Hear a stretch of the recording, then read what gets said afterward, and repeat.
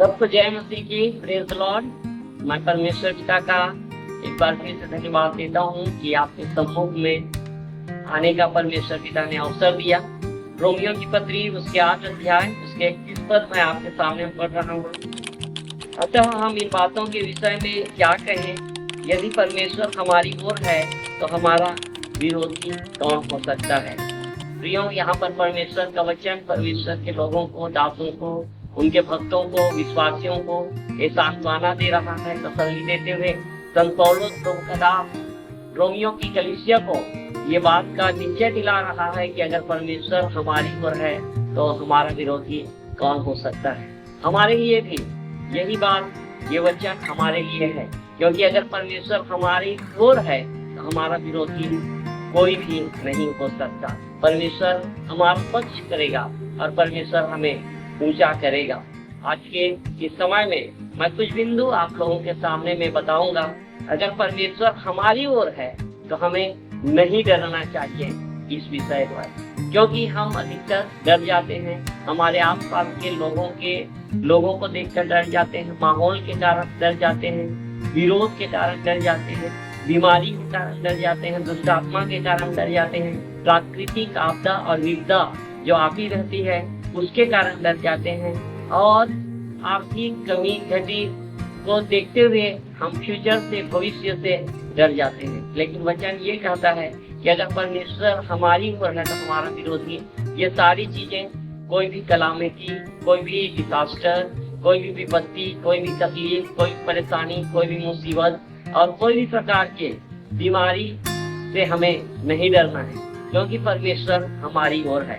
सबसे पहला चीज, अगर हम प्रेरितों के काम उसका 4 अध्याय उसका 21 पद पढ़े तो यहाँ पर इस प्रकार से लिखा है 4 अध्याय के 21 पद में, तब उन्होंने उनको और धमका कर छोड़ दिया, क्योंकि लोगों के कारण उन्हें दंड देने का कोई दाव न मिला, इसलिए कि जो घटना हुई थी उसके कारण सब लोग परमेश्वर की बुराई करते थे। तो यहाँ पर प्रेरित लोग प्रभु की सेवा करते हुए सुसमाचार सुना रहे हैं, तो लोगों ने उसे पकड़ा और उन्हें मारे, पीटे और उनको धमकी दिया।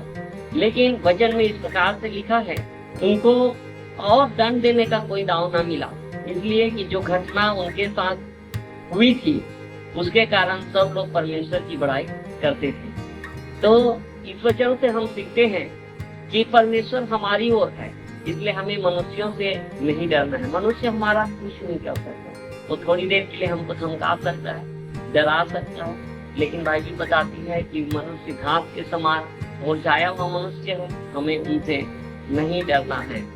दूसरी चीज, हमें दुश्मनों से नहीं डरना है। हमारे बहुत सारे दुश्मन होंगे जो हमें गिराना चाहते हैं, हमें मिटाना चाहते हैं, हमें नाश करना चाहते हैं, लेकिन पवित्र शास्त्र बाइबल में भजन संहिता उसका 62 अध्याय उसके पहले वचन में इस प्रकार से लिखा है कि यहोवा उठे और उसके दुश्मन तितर-बितर हो जाए। परमेश्वर हमारे पक्ष में खड़ा होता है, और जितने हमारे विरोधी हैं, जो हमारे विरोध में खड़े होते हैं, हमारे विरोध में झूठी साक्षी देने के लिए खड़े होते हैं, हमें गिराने के लिए खड़े होते हैं, उनमें से सब तितर-बितर हो जाएंगे।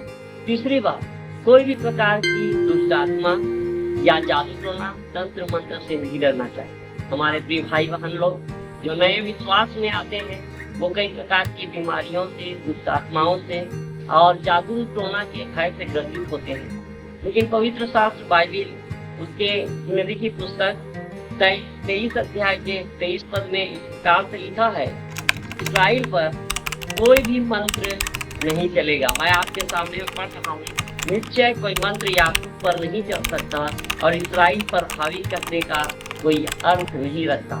इसलिए कोई भी मंत्र याकूब पर, कोई भी जादू टोना, तंत्र मंत्र और कोई भी प्रकार के बुरी आत्मा हमें परेशान नहीं कर सकती, अगर हम प्रभु पर भरोसा रखते हैं और अगर परमेश्वर हमारी ओर है।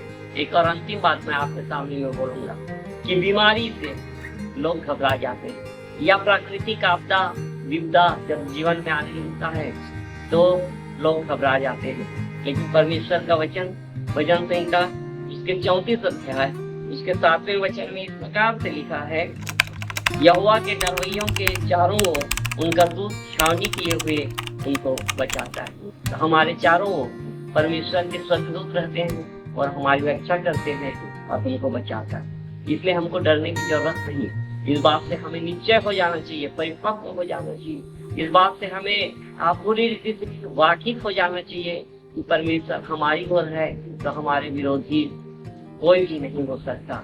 परमेश्वर हमारी ओर से लड़ेगा और विजय हमारा है, विजय हम ही पाएंगे। आप सबको परमेश्वर इस वचन के पढ़े जाने से और इस संदेश के द्वारा आप सबको आशीषित करे। Thank you so much.